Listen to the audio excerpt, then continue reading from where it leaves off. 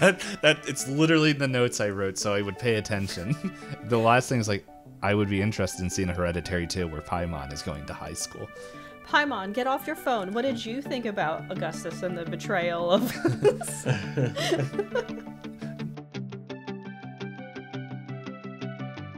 Hey everyone, welcome to another episode of Pointless Discourse. Myself, Hoppocalypse, and Itisdpayne, and a special guest. K2thaJ. What's going on, guys? What's going on? Thank you for having me. Of course. I know this is your first time on with us, so feel free to plug away.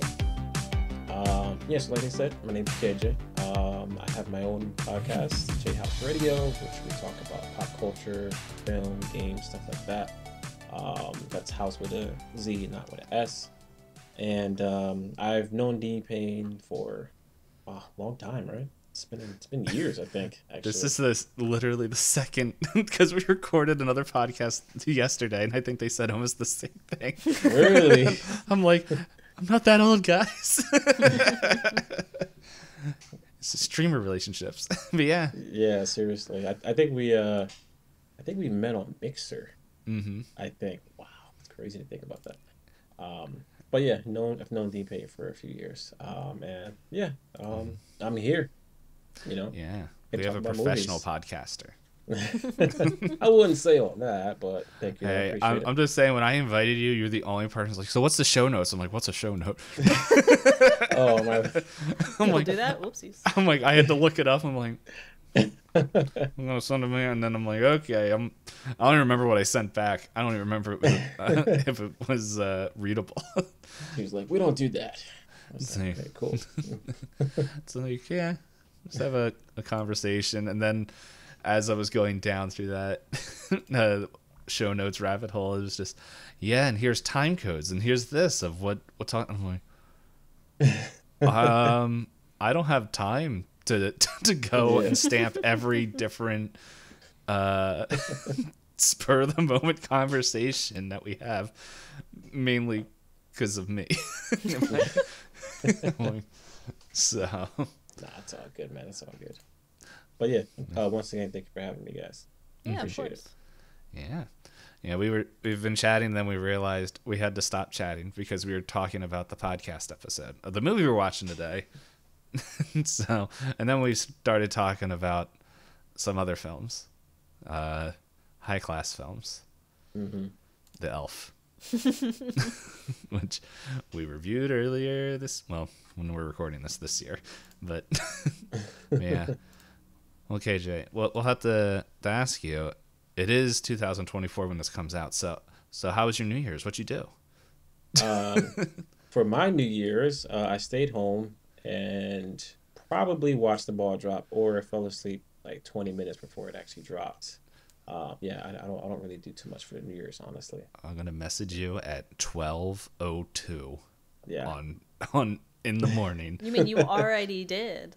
Yes, I already did to confirm that this was happening, and he didn't answer me for 3 business days. Yeah, this is a very trippy podcast where we're recording and living in the future, but then again we're not. So yeah, This isn't the Yeah. biggest time gap we had between a recording. Yeah, in this point in the future, I'll find out if I regretted that I got concert tickets for New Year's Eve for somewhere. But really? yeah, When we'll does this see. come out? Interesting. Where you When going? does this episode come out? There we go. 20. The Wonder Years in Philadelphia. They have they have had basically their concept is they have a song that talks about being better in the new year, and they're like, what if we did it live for the first time ever? And what if we had a spinner wheel, so then songs that we don't usually play live, in between the songs that we always play live, we'll play songs we never play live. So I was like, I need tickets, because there's some things from there that released when I was a teenager that I've never had a chance to hear live, because by the time I could go to concerts, they'd already, Yeah. put that out of their set lists. Okay.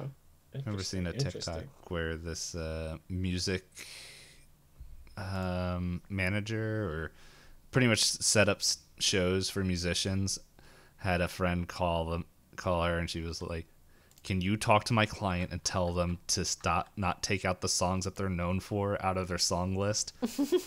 Because she doesn't want to play any of the songs that she's known for. And I was watching the TikTok, and she's like, I talked for this girl for an hour, and she's going to learn that people who only want to hear these songs are the word's going to get out, and she's going to ruin her career. Because nobody wants to, like, people want to hear the hits, and you're not wanting to play the hits. And I'm like, You gotta didn't mix even it know up. that was, Yeah. I didn't know that was a conversation.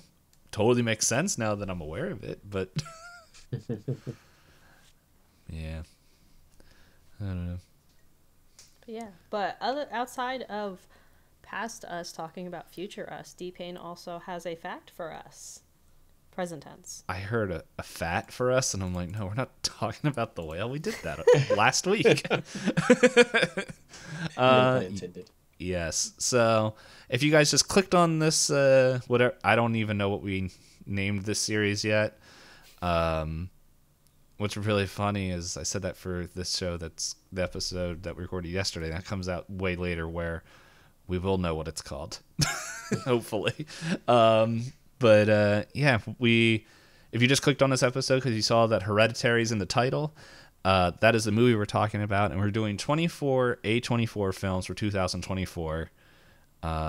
This is episode 3. If you just happen to be here. Yes, and we like sharing random facts, and Hop found a list of 24 A24 facts, and if my mic would stop being in the way. Yeah, so the third fact here is, in the fall of 2012, the newly formed company went to Toronto Film Festival planning to acquire several movies, which kicked off their American distribution. Interesting. Yeah, I thought there would have been a little bit more, but hey. Now we know. That's it. Interesting fact.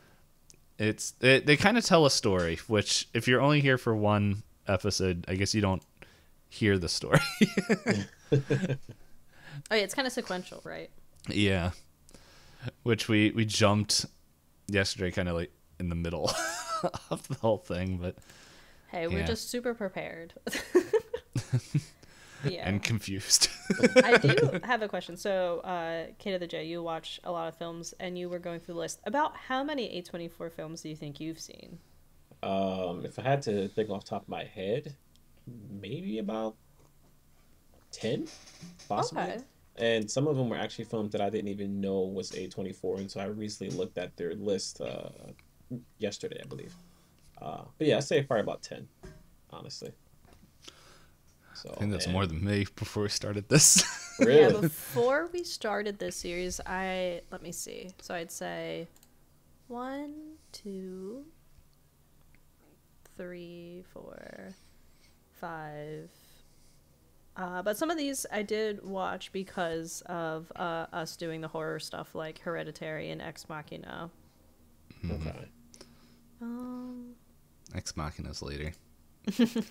Yeah, I can't wait to see the 1-star reviews for that. Oh, geez. It'd just be people like, it's just robots, man. What does it even mean? Women Yeah. are robots? I would guess, yeah, before us starting the series, I'm probably about like 5 to 8. Okay. I think I was at 3. Well, But we watched Hereditary, Ex Machina, and Green Knight together. Green Knight, yes. Oh yeah, I love Green Knight. Green Knight, it's my favorite King Arthur story. Man. And it's a Christmas movie. I'm gonna watch it. No, I won't. I'm not gonna lie. I'm terrible at watching movies. I have friends being like, I'm like, oh yeah, watch this movie. Is it for the podcast? Shut up. I don't know why. You need a little motivator. Yeah, I'm gonna try to motivate myself next week to go watch Godzilla -1. Yeah, I've got drugged back into the whole Godzilla like train right now. I'm watching the one that's on Apple TV right now. I think it's called Monarch. It's actually pretty good. I heard good things. Like I heard all the Godzilla stuff coming out is all good because you have you're very -1 is kind of a retelling of the original one. Yeah. Monarch, I think it's a much more human reaction, if I remember correctly, or Yeah, it deep dives into the corporation that like studies the monsters and things like that. Like it talks about their origin basically. So and then King Kong and Godzilla Party Hour is just that, which it's, I love watching the screenshots of that because people are like, why does King Kong have the Infinity Gauntlet? I know. It's definitely turned into like the Avengers saga of the King Kong universe, basically. Yeah. So, I don't know. I'll probably watch it. I'm in there. Yep. So, I was thinking about watching every single Godzilla film that came out, and then I saw how many there were, and I was like, I can barely finish a TV show. So, yeah. What year was the first Godzilla film? I think 1952. And are they like one of those like in the beginning, like one every 5 years, and eventually one? Well, the every first year? one was Gojira, which was that, and then it was a TV show, which they were kind of, I think, they were TV movies. I'm looking up Gojira, the movie. I was 2 years off. 1954. How did I know? Pretty darn close, though. That's like, how did I know close. that? And they were actually considered horror movies. It was considered a Japanese horror movie during that time. Yeah. It's crazy. Think about that. How far we've fallen now. Could you imagine if Hereditary just had Godzilla pop out of the treehouse? Yeah. Just randomly popped out. There you go. That would change all those 1-star reviews into 300-star reviews. Oh, yeah. Oh, the build up. It's crazy. What a Yes. twist. And then everyone that did, to be honest, we probably would watch it still. Yeah, we did finish a lot of movies for the holiday horror bracket that were less than great. So, but yeah, just for anyone who doesn't know, I guess in a couple minutes we will do our we'll do a full kind of spoil thing about the movie. So if you guys don't want spoilers and you haven't seen this movie from 2018, get on that. How dare you? If I watched it multiple times, you should at least watch it once. At least once. Sure. And for people, if you've been listening, if you're longtime listeners, first off, I'm sorry and thank you. But some of you guys may be like, well, didn't you already talk about Hereditary? We did. Back in our Halloween movie bracket, where 2021. Yes. Yeah. It's where I realized I have a very hard time watching movies. We for that, KJ, we came up with multiple horror movies, and we each brought like 8. Yeah, it was something around there.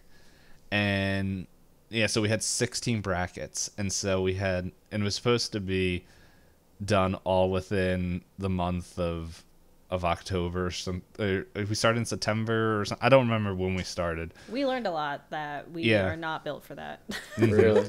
It's a very fun concept, but when you have to watch almost 2.5 hour movies in a week. And then we got backlog, so we were recording 2 episodes a week. Yeah, just so we could get it out because we had other stuff scheduled, and we're like, we can't do that anymore. It's just we're gonna let things run their course if we do a series like that. But as much as I like brackets, it was really fun to do. I am not ready to commit to watching multiple movies in a week. Yeah, rest in peace the movies that went against Train to Busan and Hereditary. Because they weren't bad movies. Let's just be honest. Rest in peace all my suggestions. They I think only one made it past round 1. And it was facing. You suggested Hereditary. I did? I don't remember what I suggested. I don't have the sheet anymore. It's somewhere if we really wanted to find it. I do remember a lot of people were mad that The Shining lost to Psycho. That's not a bad loss, though. If The Shining's going to lose to anybody, I would say it should lose to Psycho. That's fine. I also didn't rewatch The Shining, so I was not able to, I didn't watch it, and I wasn't able to give a good commentary and defend it, and so that's when I was like, I have to watch every movie to remember things. Yeah. I forget. Yeah, like I think I just really, really, really liked The Shining. So it was like, or not The Shining, Psycho. So it was very easy for me to convince D-Payne that Psycho was and it's stronger. like I watched it. I didn't watch The Shining, so I couldn't argue with it. I could have, but then I was also getting the book mixed up with the film, and I'm like, I don't know where I am anymore. I don't know who I am anymore. What is happening? Yeah, because we had like categories and was like, which one wins the most in each category. So I just found a screenshot about how long our episodes were, and they were like 2+ hours. Yeah. Because we were like getting into detail about movies. Again, we learned our lesson. I will say one of my favorite series has nothing to do with what we're talking about, but in hindsight, I really like our Alien and Predator franchise watch. That was fun. Oh, that sounds fun. Yes, it was. Yeah, and we did it in universe order? Or, yeah. So we watched like the prequels, then we watched the actuals, and then we checked for when the crossovers were, because like for AVP and all that. And it really worked out that Prey came out in the middle as we were recording it. It's so good. We didn't know it was coming out, and it was just it worked that it came out right as we were ending the Predator side of it before we went into AVP. Yeah. And I love Prey. Prey is so good. I know. If I had to tell anybody to watch things in the Predator universe, it'd be Predator and Prey. Yeah. That's all you need. Seriously. Yeah, well, I remember because we watched all of them, and then Hop was like, yeah, I'm watching Prey, because I told friends and family that it's a funny movie, so let's just have some fun watching it. And then I think she messaged her in the middle, he's like, this movie's actually really good. Yeah, this is not a joke. Or it was like right as the movie ended, I'm like, okay. And then, I hope they go do more. I heard that they're making an Alien TV show. Really? Okay. Yeah. Which I think it could work, but I don't know. I'm worried because I had my opinion. I don't know if it's a hot take or not. I didn't love what the prequels brought to the canon of the Alien universe. You didn't love David? David loved himself. I don't know. There's something less scary when you watch the prequels and everything feels like over-explained, I guess. I don't want to spoil it if you haven't watched them yet, K2thaJ, but... Yeah, I haven't watched the prequels yet. I do plan on doing it at some point in my lifetime. But yeah, I haven't checked them out. They're fun. I think I need to. I need to watch it. I'll just do this. Yes. Well... That tells me everything. Yeah. It's how the double mouth was made. But, okay. Yeah. So before we get distracted in talking about all the movies of the past, we have dice to roll to see who gets to give a quick synopsis of Hereditary. And again, this is the final line in the sand. If you don't want to be spoiled, turn around now and come back later.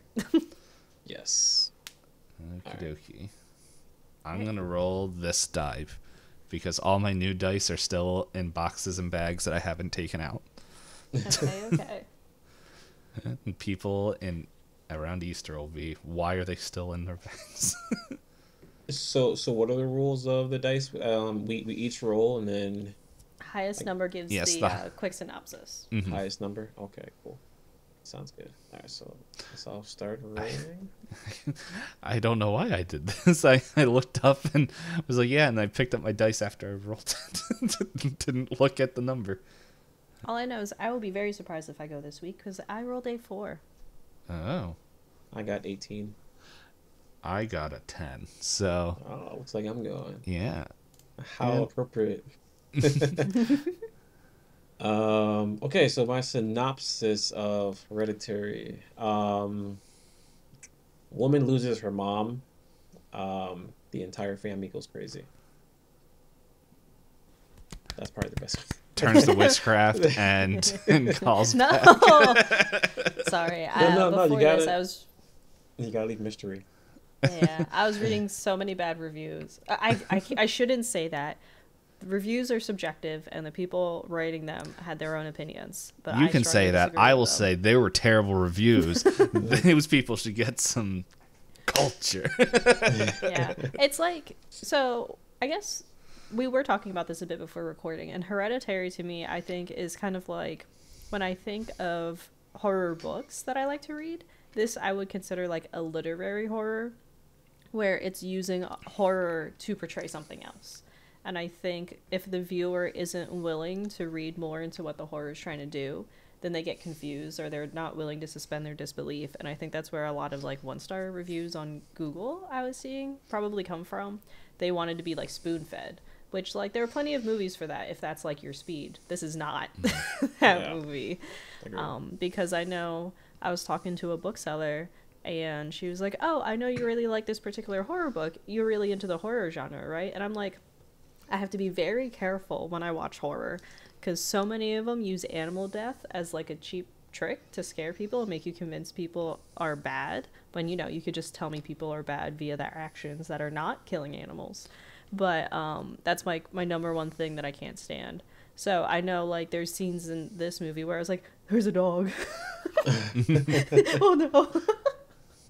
And then the question, was it a dog or was it a man? Or was it Dog Man?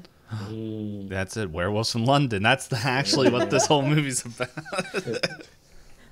But yeah, so then Payne, he has a timer to keep us semi on track for chatting about the movie. I find it funny that I'm the one that keeps track of the time to keep us on track.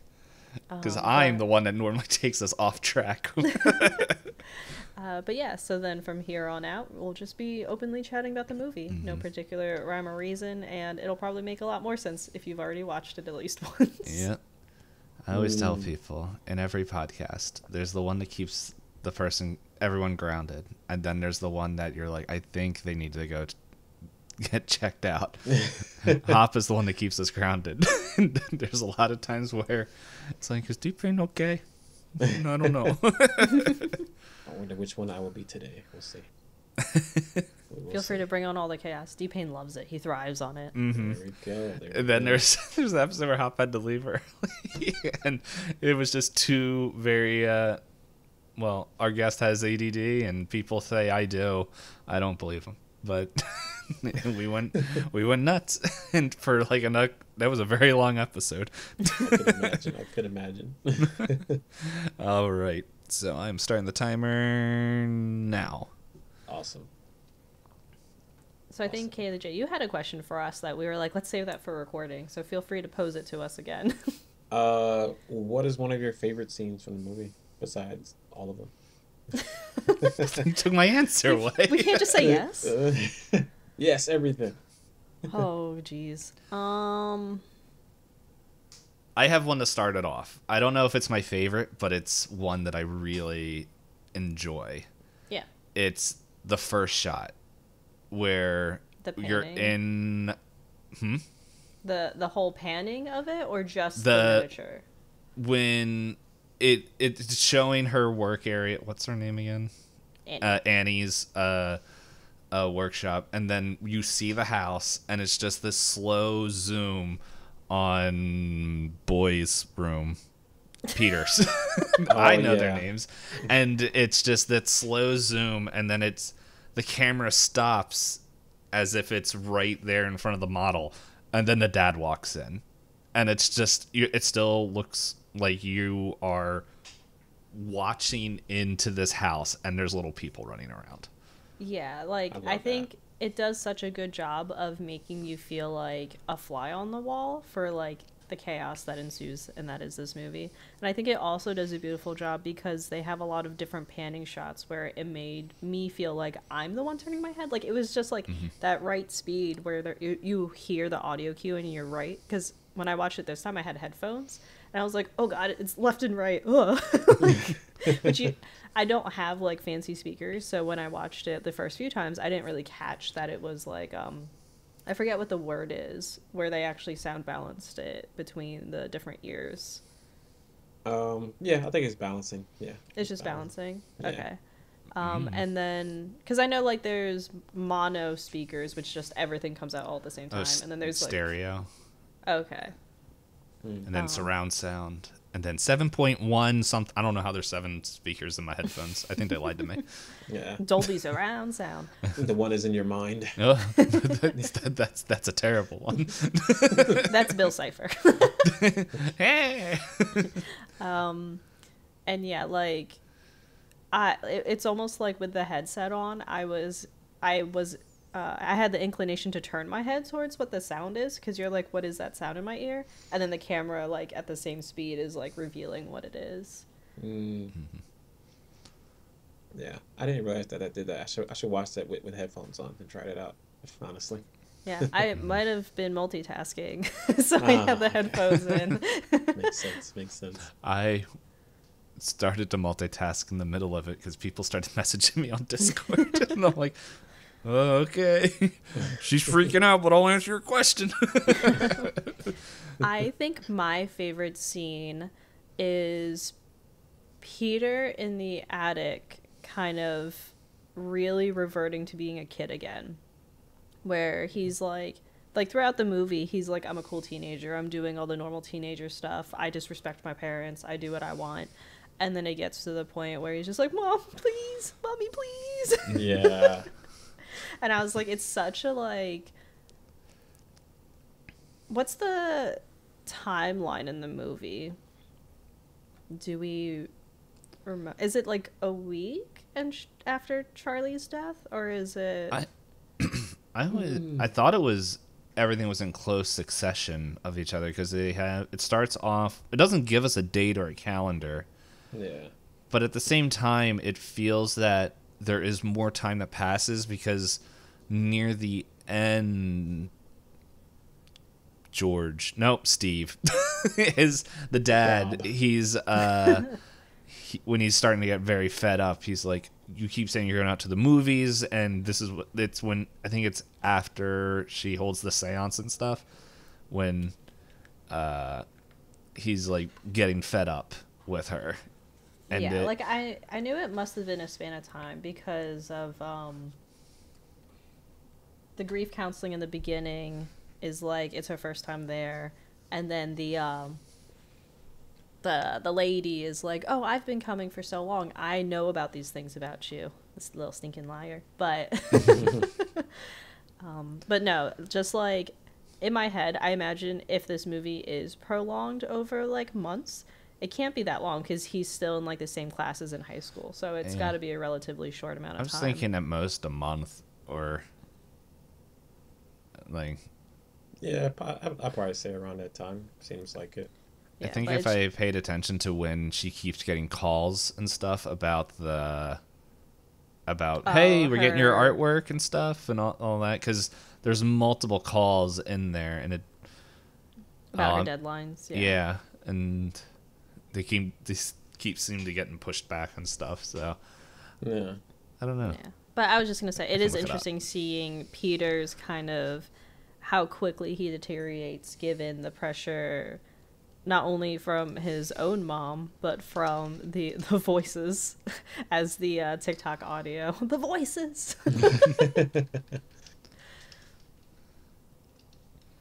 What about you? What's your favorite? My favorite scene. So I watched this movie in theaters when it first came out,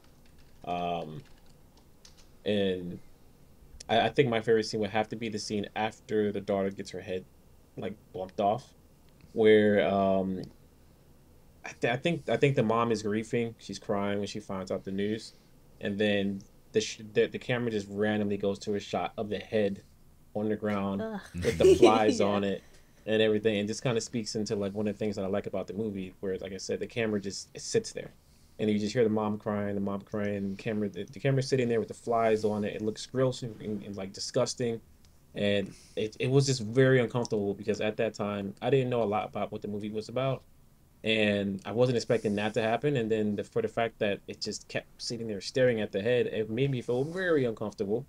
And I just like I mentioned before, I like the fact that the movie does that. It makes you feel uncomfortable. It puts you in these situations that you're not expecting, and it just lets you soak in it. It wants you to feel the pain of the characters in the film.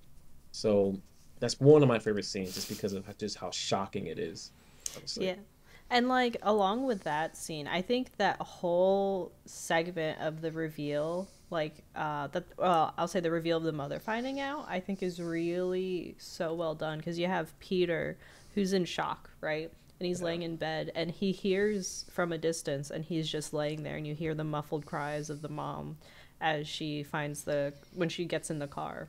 And you also hear like how it was a normal day. She's like, "Oh, I'm going to run errands. I'll be right back." And then there's the shot with the head, and then there's the shot of the mom being, rightfully so, like unable to be consoled by her husband, and you're sitting there hearing her repeat like how much it hurts. And it's also a fun is not the word, an interesting mirror, where in the very beginning she's like, maybe I'm broken, I don't know how to grieve, because like, shouldn't I be sad right now because my mom's dead? And then the flip side, her daughter dies, and she's just like, I don't want grief. I don't like the way it feels. This is too heavy. I don't want it. Mm. Yeah, I think Toni Collette, who plays Andy in this movie, just does an amazing job at just showing emotion, just displaying the realism of just going through grief and just not knowing how to feel, and not being able to explain how you feel. It's just so real, honestly, and she did that very well in this movie, for sure. Yeah, and I watched it on Prime, and so every time I would scroll over to the other monitor to answer a Discord message, X-Ray would pop up and just share something. And one of the things, and then I was just like, you know what, I've seen this movie, I don't care about spoilers, so I kept looking. And Toni Collette apparently was very hesitant to shoot this because she doesn't like horror movies. But it's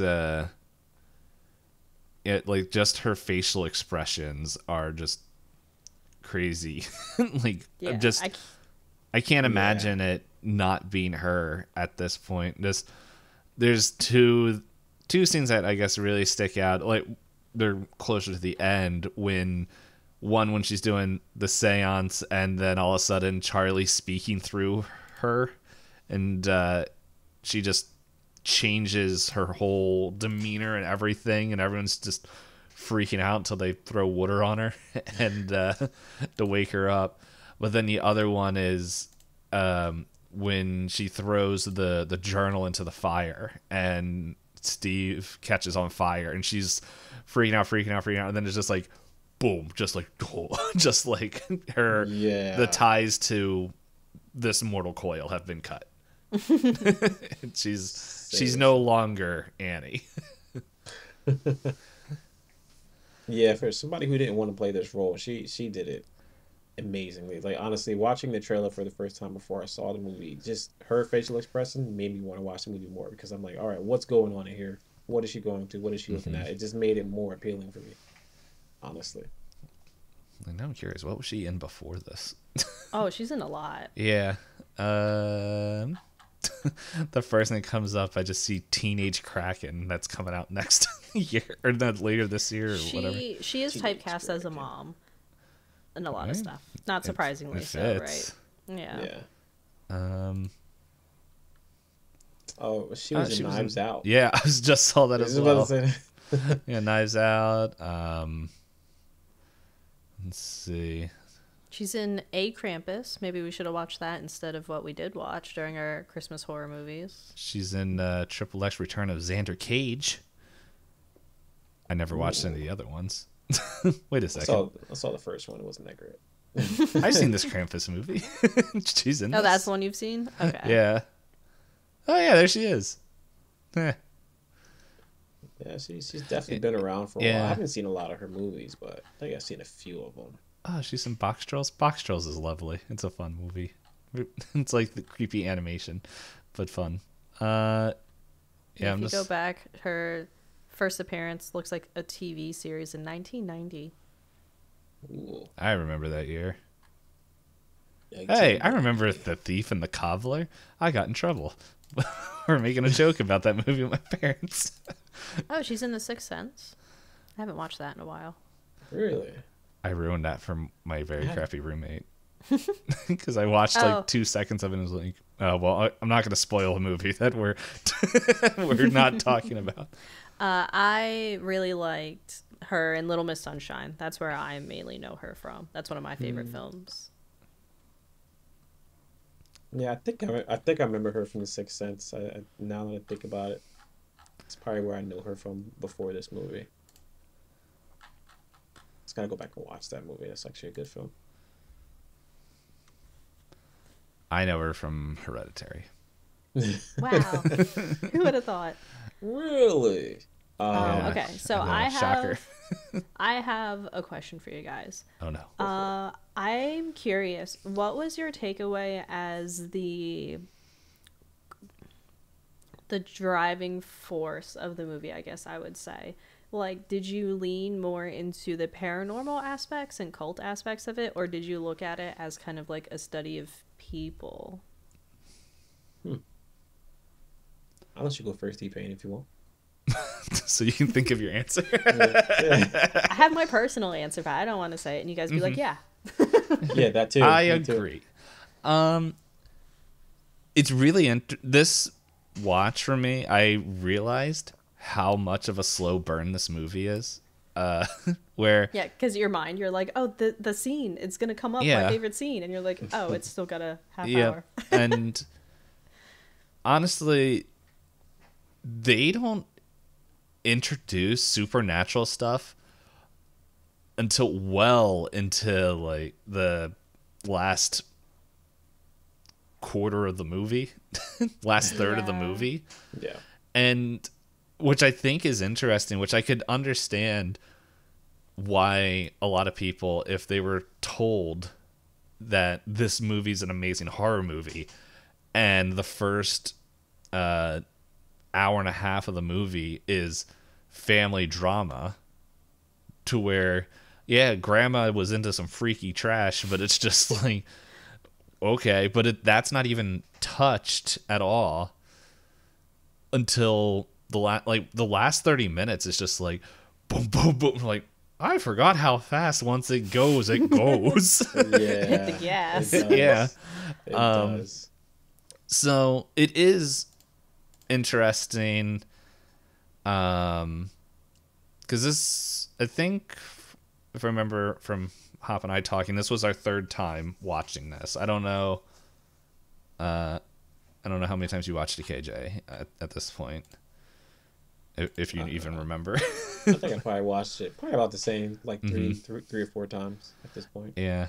Yeah. And there's stuff that you catch as you're watching it, like how Paimon is at the funeral. Like, I think I saw that my second time, but it was the even necklace too in the very the beginning. necklace. There's a lot of stuff, but it's, unless you know, her family counseling, where she's like, yeah, her dad starved herself, and that her brother was like, you put these voices in me, and like you're like, oh, maybe they're mentally unwell, and you're like, oh no. They just have a fun creepazoid. The eighth gate of hell. But it is because I remember when I first watched this, I went in with no framework. I didn't watch a trailer, I didn't watch anything. My brother was just told me, hey, this is a good movie. It's weird. Have you heard or watched it? No. We should watch it. Okay. And yeah, I think it's interesting to see this as Annie dealing with the grief of her daughter, the loss of her daughter. And then as we learn more of this family, of how Annie had problems in the past, specifically towards Peter. And it comes out in dream sequences and dinner tables and just all these other things where I forgot the question, but yeah, I don't think now I remembered it. It was for me, especially in this watch, I think it was more interesting to see the human relationships already get strained before the supernatural was brought in. Mm-hmm. Agreed. Yeah, it was underneath the surface, because once you find out The truth of you realize how many things have been orchestrated to just twist this family into what this group wanted. Yeah. But I know I felt so sorry for Charlie when she's like, Grandma said I should have been a boy, and I was like, well, that's mean. And then you get to that and you're like, whoa, no. We have cleansed this vessel for you to have new one.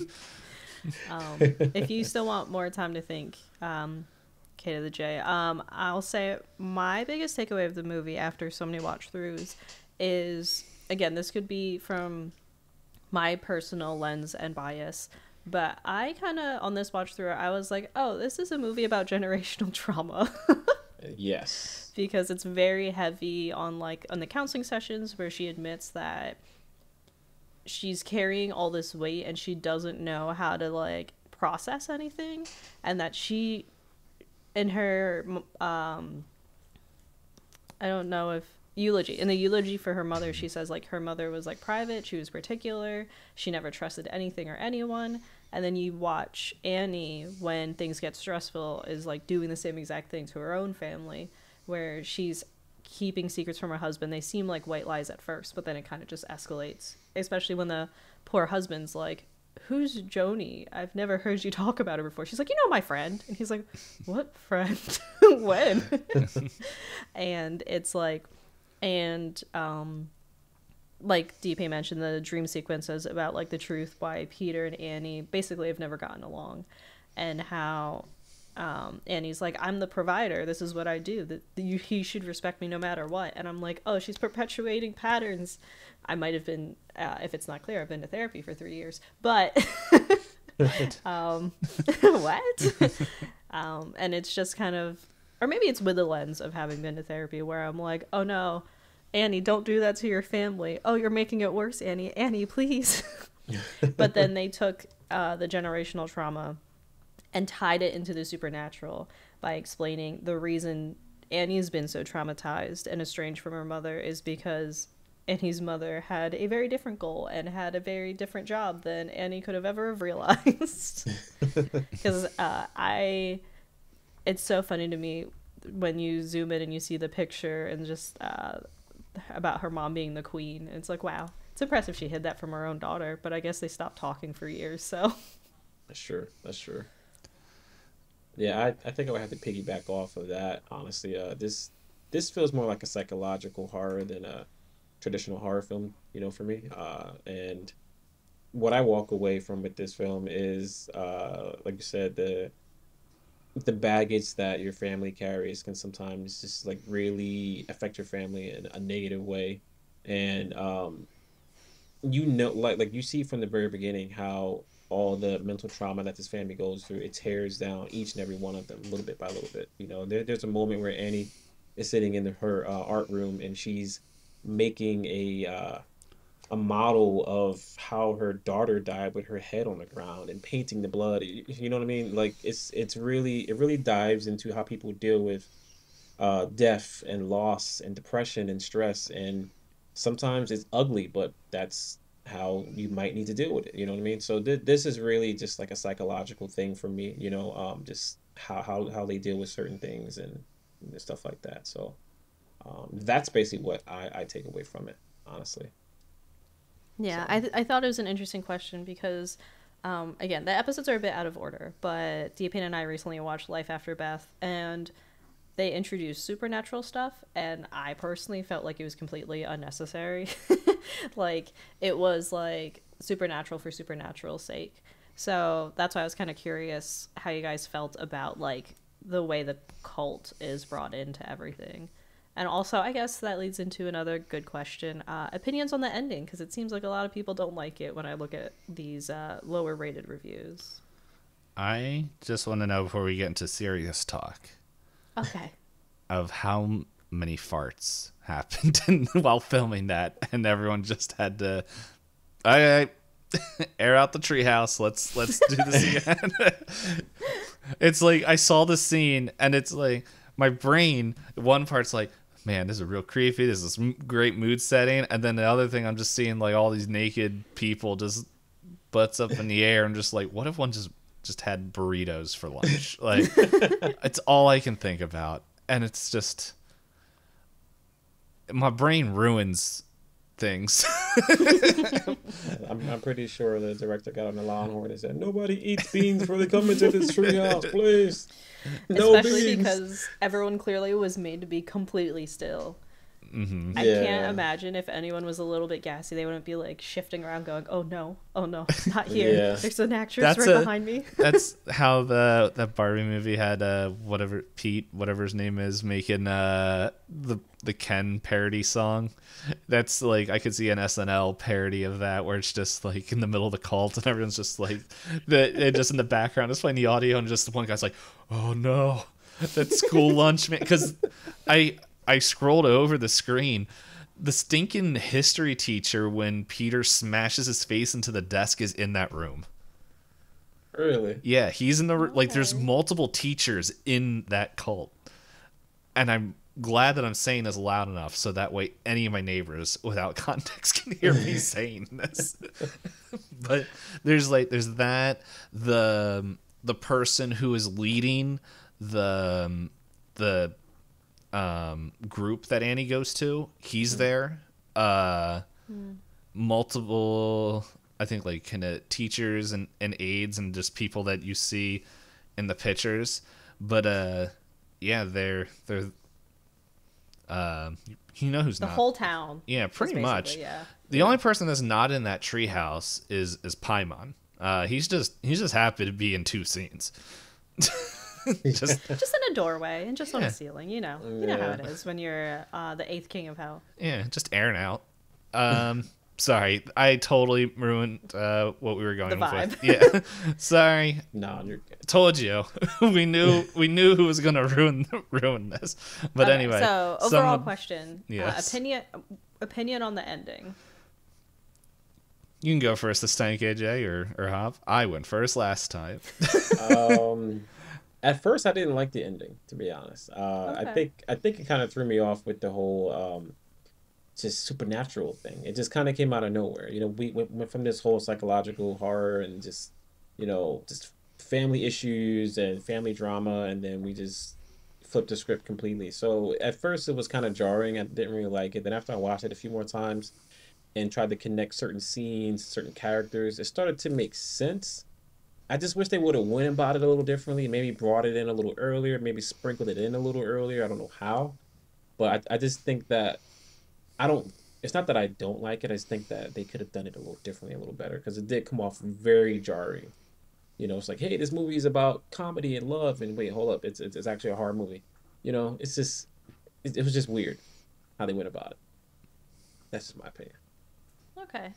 I'd say for me personally, I love the ending, but I also realize for lack of a better term, I don't love Western horror usually.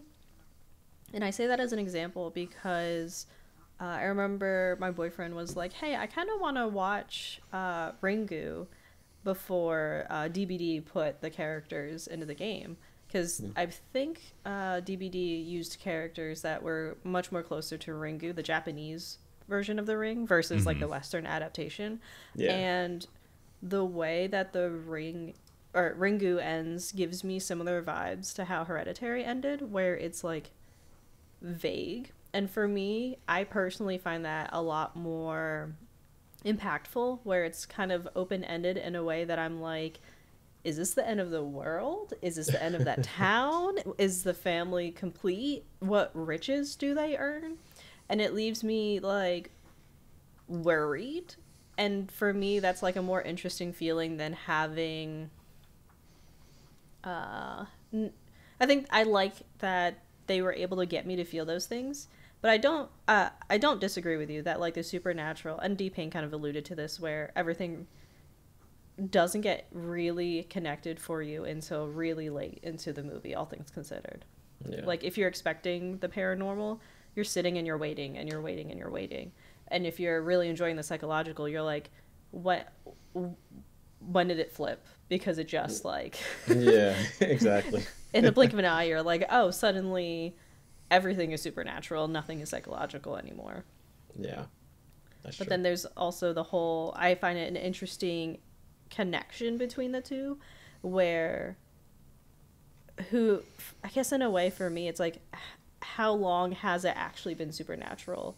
And how subtle has it been in this family's trauma and everything they've been passing on to each other, that us as observers don't get to find out until it's already too late for the main characters. I agree. I feel like for some of the A24 films, especially this one, Hereditary is a movie you have to watch twice. Especially if you go into it with no kind of knowledge of what you're getting into. If you didn't watch the trailer, or you didn't watch or didn't read like a synopsis anywhere, it's one of those movies you definitely have to watch twice, because, like I said, sometimes at the end of the movie, it just pops up out of nowhere with the supernatural, and you're caught off guard, and then you're not thinking about looking for certain things because you're not expecting a supernatural movie. So I think it's definitely one of those films that you have to watch twice. Yeah, the synopsis on IMDb is: a grieving family is haunted by tragic and disturbing occurrences. Yeah, I mean, Not wrong. yeah, that is true. It's not wrong. So D-Pain, what did you think of the ending? I wanted a Hereditary 2, where it shows Paimon going to high school. that it's literally the notes I wrote, so I would pay attention. The last thing is like, I would be interested in seeing a Hereditary 2 where Paimon is going to high school. Paimon, get off your phone. What did you think about Augustus and the betrayal of...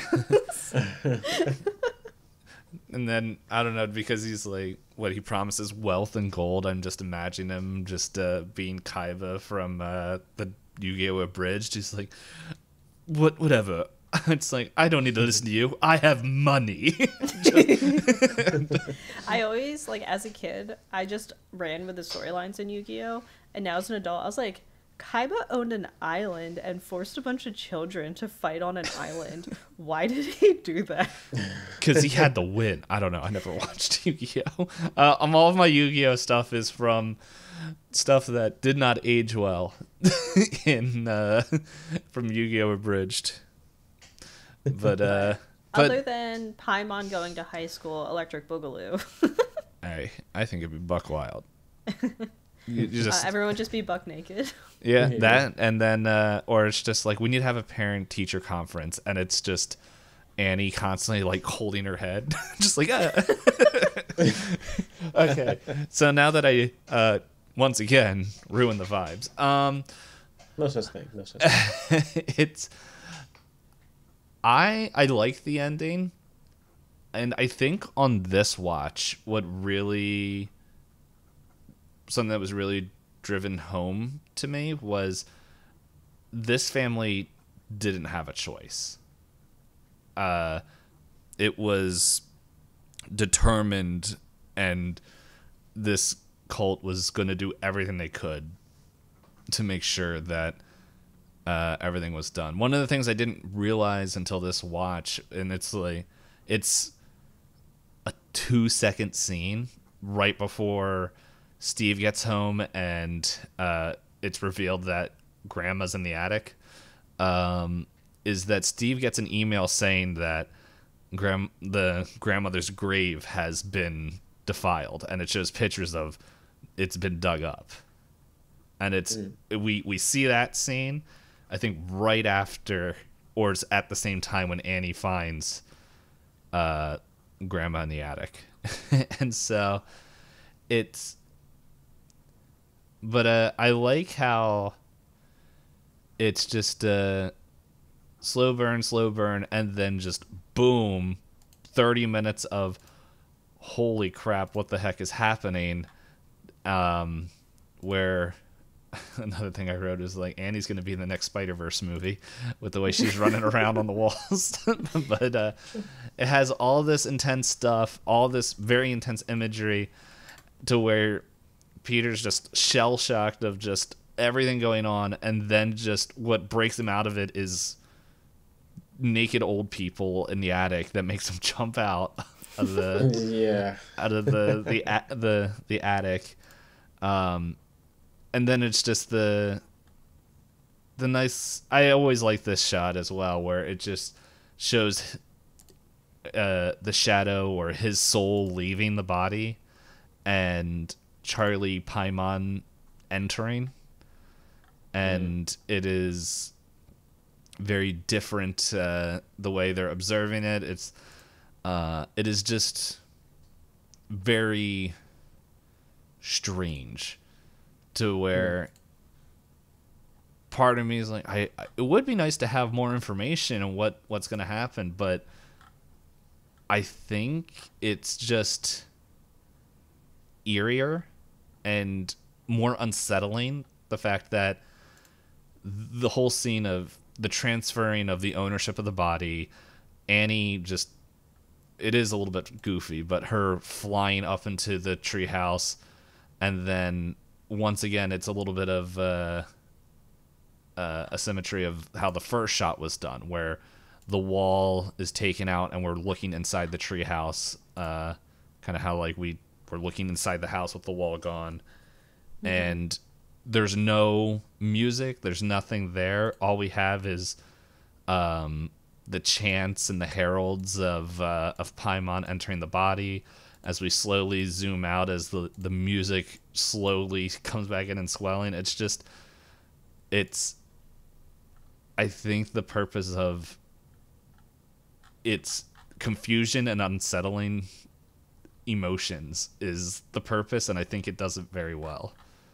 One of the things I saw in the X-ray thing was that Ari Aster was telling Colin Stevenson, the guy who did the music, he didn't give him any directions or anything. He just said, make the music sound evil. And I think that was his only instructions, and then did 86 minutes of original created music, except for the end credits. But yeah, I don't even know if I answered the question, but it's because I forgot it in the middle. You said you liked the ending. I did like it, and I enjoy. I have a hard time fully committing to movies, or just feeling what the characters are feeling.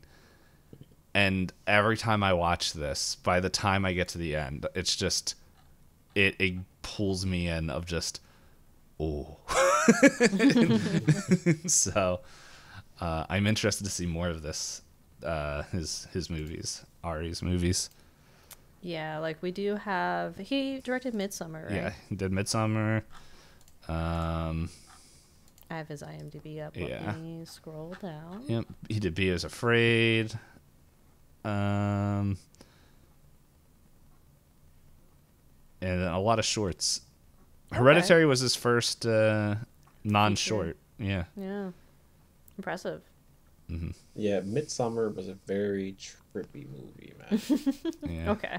I don't. Movie was trippy. I'll be watching that one. I don't mind spoiling when that one. In March.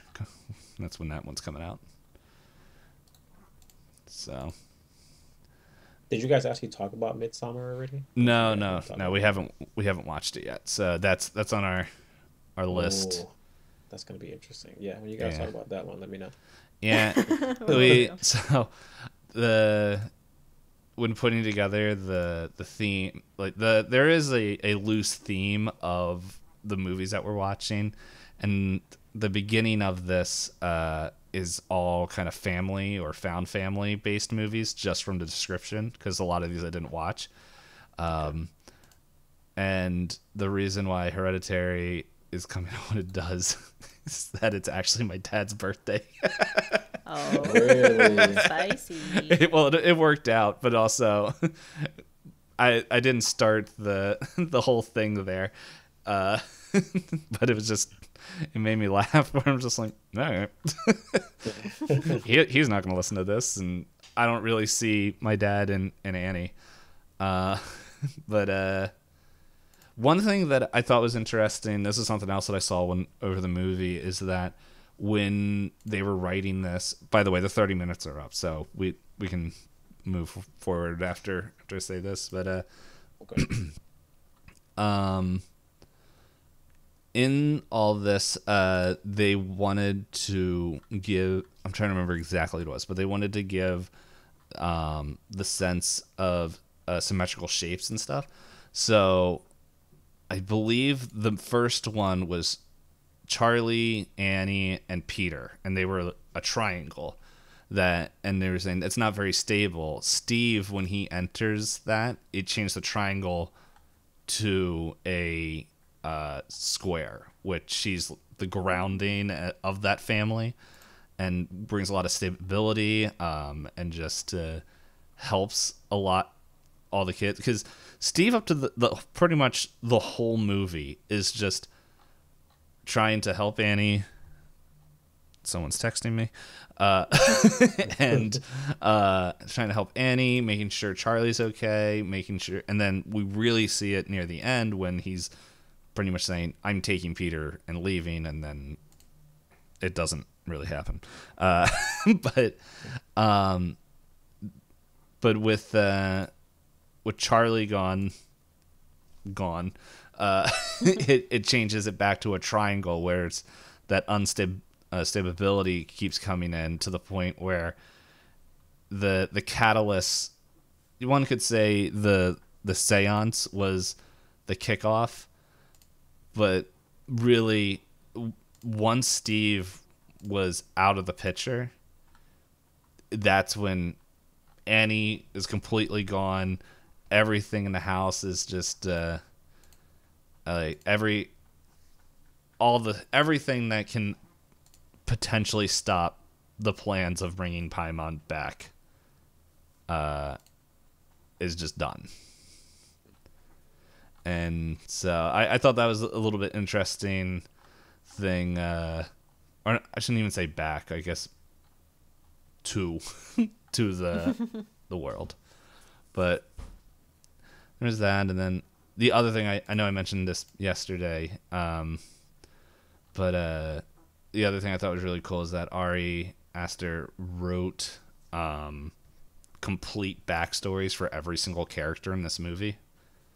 So really? that, yeah, and well, according to the thing on the Amazon Prime thing, he did that, and then he gave it to every actor in the movie, and so that way they knew the relationships, they knew everything. It's actually pretty smart. Yeah, It gives you context to your character. Mm-hmm. Interesting. Those are the only two things that stood out to me, that and the music, so I guess three. When I was scrolling back and forth between monitors. No, that's pretty neat. But yeah, I know since our timer's up, I don't really have much more to add. Does anybody else have anything they wanted to chat about? If you could be any character in this movie, who would you be? No. I would be the wall in the room. No. Which one? There's multiple walls. I'd be the wall. I want to be the fourth wall. It's gone in like multiple scenes. Yeah, right? Can I be the toy that Charlie plays with in the classroom? The little spring It gets taken away by the toy. teacher. Sure. I don't know. That's a good question. I could be any character. What would I be? I don't know. I don't know, actually. Because I feel like they all go through some crazy stuff, and I'm like, man, I don't want to be that person. Yeah, at first I was like, Steve isn't involved. Oh, but then Steve gets I the was worst thinking of that it. too. I know. I was thinking that. Like, yeah, I'll be him. Wait, no, I don't want to. I don't want to die. I don't know, actually. I guess I would just. No, I don't know. Answer, Bridget. You just get high and then see the person that gave you pot just break his nose. You don't actually get involved with anything. No. Seriously. Yeah, I don't know. That's definitely a very tough question. Yeah, Actually. I said it more as a joke. I wasn't actually expecting a real answer. I like looking at the IMDb for top cast for this, as you just get to the bottom and it says boy in room. Boy, Hey, yeah, he got credited. Yeah, he There has a you go. little picture too. I'll be the boy in the room actually. Yeah, I'll do that. I guess I'd probably be Peter. You know, he survives. Why not? Yeah. No, Yeah. well, his spirit doesn't. Charlie survives technically. Yeah. Charlie finds a way. Well, Charlie didn't find a way. Charlie People was given found away. Charlie a way. So I am under contract with myself that every time we talk about this movie, I need to just share one thing. Okay. So I'm putting it in the Discord. Is this the tweet? Ah, yes, that's the tweet. This is my favorite meme of Hereditary. Let's see. I share it every time it comes up, and sometimes when it doesn't come up. My Discord has to update. Unfortunately. Everything has to update today. Everything I has can to I can update. put it in the Zoom. It should still work. Okay. I just gotta find chat. There it is.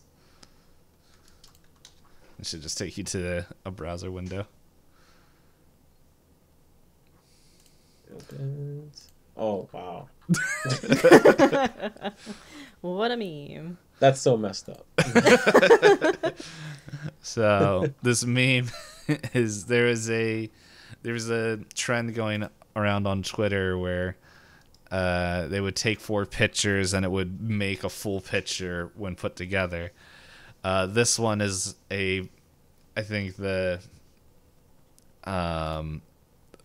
picture that I think a lot of people show of Charlie. And what they do is they have in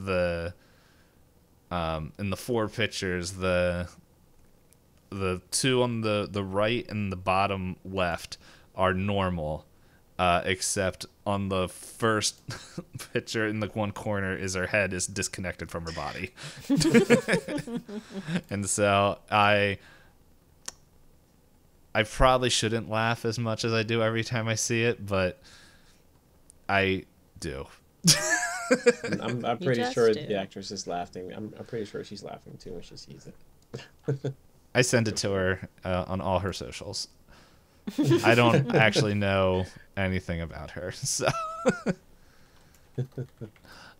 But yeah, that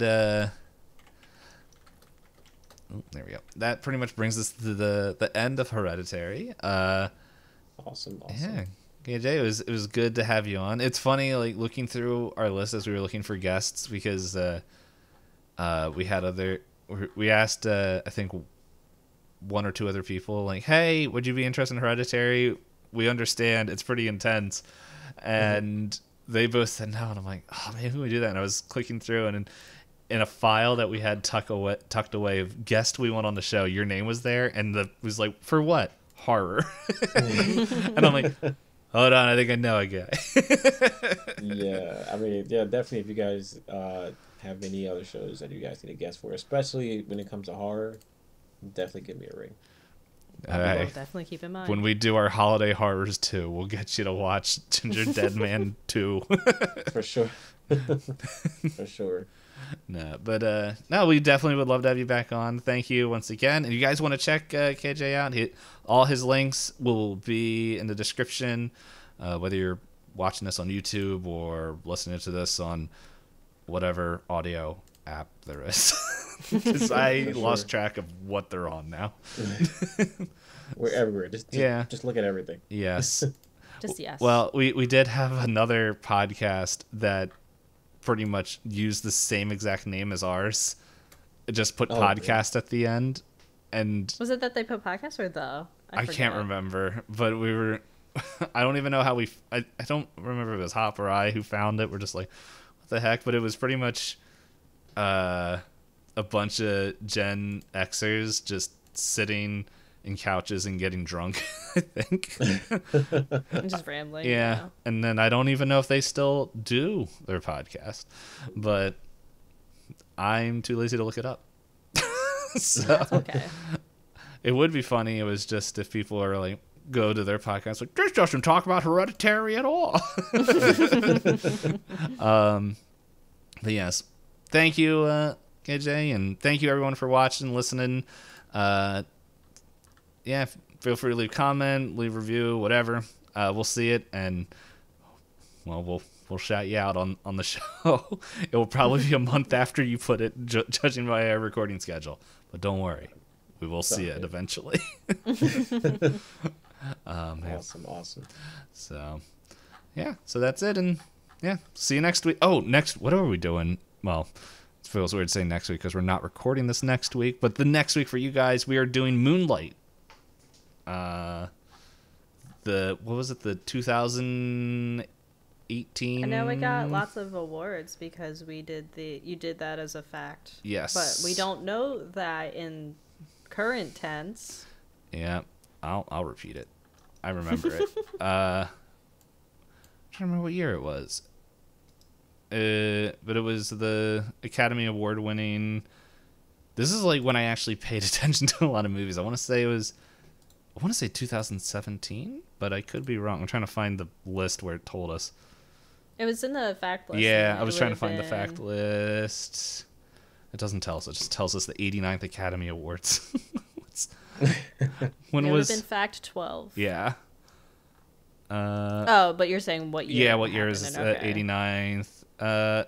Wow, I'm just killing it with my dates. It was February 29th, 2017. Wow. I don't know a lot of things, but I do remember random Movies. Arbitrary dates. So we'll be watching that and talking about it. So yeah, so thank you everybody, and until next time, see you.